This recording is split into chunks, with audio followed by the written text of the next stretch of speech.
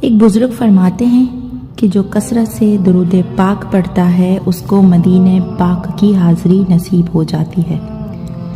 اچھا، صرف حاضری مدینہ کے لیے یہ وظیفہ نہیں ہے جو میں آپ کو بتانے جا رہی ہوں۔ یہ وظیفہ ایسا کمال کا ہے کہ اگر میں آپ کو کہوں کہ کبھی اکیلے بیٹھ کر کاغذ قلم لے لیں اور اپنی زندگی کی خواہشات کو، ڈیزائر کو لکھنا شروع کر دیں کہ آپ کیا کیا چاہتے ہیں، دنیا میں کیا چاہتے ہیں، مرتے وقت کیا چاہتے ہیں، آخرت میں کیا چاہتے ہیں، حشر میں کیا چاہتے ہیں۔ مسلمان ہے نا، مسلمان دنیا میں کچھ بھی چاہتا ہے، موت کے وقت بھی کچھ تمنا ہے اور محشر کے دن کے لیے بھی کچھ تمنائیں ہیں، ہماری آرزویں ہیں۔ اب میں کچھ آپ کو ایسی فضیلتیں بتاتی ہوں اور یہ کچھ ایسی احادیث کا عطر ہے، سمجھ لیجئے بہت ساری احادیث کا نچوڑ ہے جو میں آپ کے ساتھ شیئر کرنے جا رہی ہوں۔ سنیے اور اپنے ایمان کو تازہ کرتے جائیں۔ اگر آپ چاہتے ہیں کہ آپ کی روزی میں برکت ہو تو کثرت سے درود پاک پڑھیے۔ اگر آپ چاہتے ہیں کہ پریشانیوں سے محفوظ رہیں تو درود پاک پڑھیے۔ اگر آپ چاہتے ہیں کہ ذلت و رسوائی سے بچیں اور عزتوں میں اضافہ ہو تو درود پاک پڑھیے۔ اگر آپ چاہتے ہیں کہ موت کے وقت نبی پاک صلی اللہ تعالی علیہ وآلہ وسلم کا دیدار نصیب ہو تو درود پاک پڑھیے۔ محشر کے دن نبی پاک صلی اللہ تعالی علیہ وسلم کے جھنڈے تلے جمع ہونا چاہتے ہیں تو درود پاک پڑھیے۔ سنو، آقا علیہ السلام کے ساتھ ساتھ جنت میں جانا چاہتے ہیں تو درود پاک پڑھیے۔ مدینے جانا چاہتے ہیں تو درود پاک پڑھیے۔ آقا کی زیارت کرنا چاہتے ہیں تو درود پاک پڑھیے۔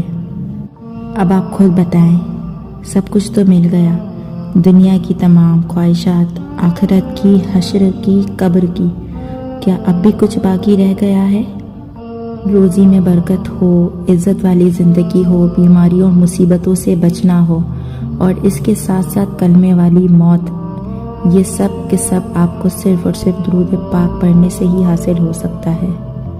اگر یہ سب جاننے کے بعد بھی اگر درود پاک نہ پڑھا تو یہ آپ کی اور میری کمزوری ہے، ہماری کوتاہی ہے کہ اللہ تعالیٰ نے تو ہمیں کامیابی کی چابی پہلے ہی بتا دی، اس کے بعد بھی اگر ہم اس چابی کو کھولنے کی کوشش نہ کریں تو پھر شکوہ تو نہیں بنتا۔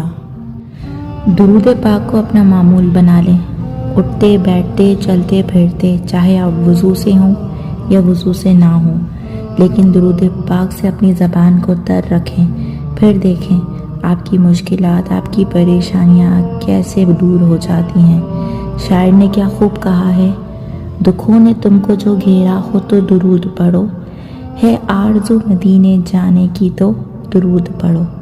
آئیے اسی سلسلے میں ہم بھی اس درود پاک کو سن کر اپنے ایمان کو تازہ کر لیتے ہیں۔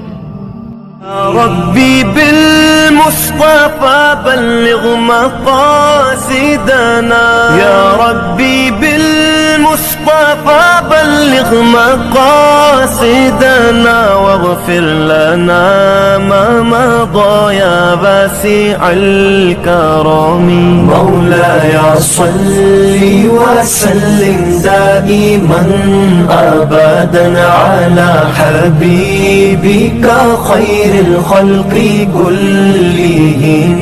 سے نہ جانے پسند آئے تو ویڈیو کو لائک، شیئر اور چینل کو سبسکرائب کرنا مت بھولیں۔